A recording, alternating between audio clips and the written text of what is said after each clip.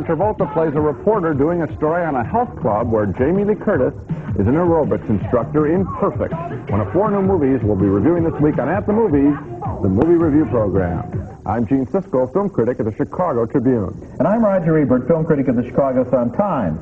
In addition to Perfect this week, we'll also be reviewing the new James Bond movie, A View to a Kill, and Goodbye New York, about a New Yorker who takes the wrong flight out of town.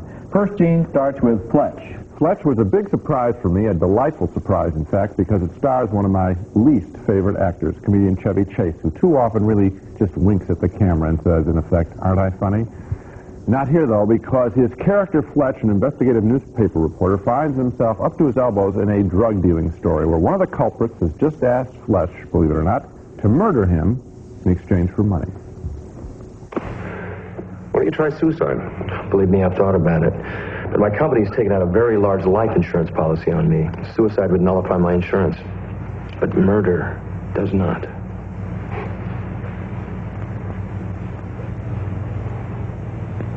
Why me? You're a drifter, pardon the expression, a junkie. Nobody would notice if you just disappeared. You see, I've been watching you for a couple of weeks. Maybe I'm just on vacation. Not with the scum you hang out with, no. No, I've watched, and I've thought. It's rather an elegant little plan. I even have your escape figured out for you. Swell. Has it ever occurred to you I might not want to murder you, Stanwyck?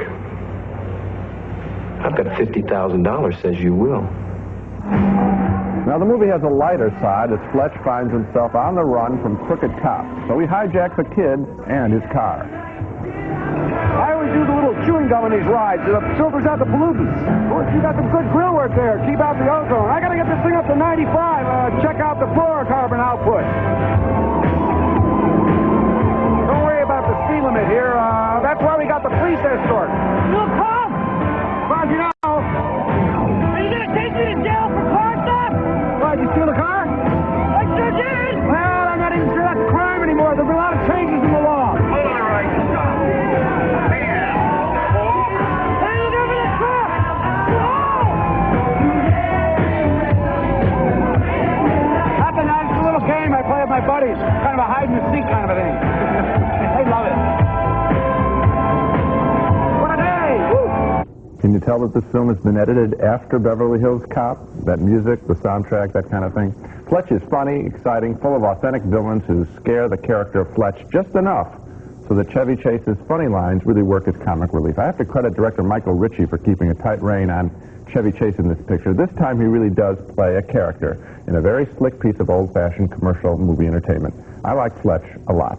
And that's really funny because I thought that the problem with the picture, I liked Ritchie's direction, I liked all the other characters, I thought the problem was Chevy Chase, and I thought it was because he didn't play a character. He was always coming up with his wisecracks and his asides and his little ironic commentaries on everything. And in this scene, for example, right here, that we saw, it is an exciting scene. It is a scary scene, except that his dialogue, it seemed to me, undermined it and made it seem like he didn't think it was real. Okay. The second scene is the kind of thing that Chevy Chase does badly in the movies. I agree with you. Doesn't really impress me that much. The first scene with Tim Matheson there scaring him, and this whole thing involves, can he solve a drug problem going on the beaches of L.A., and can he deal with this guy who says, murder me, please, I'll pay you, and they're obviously connected.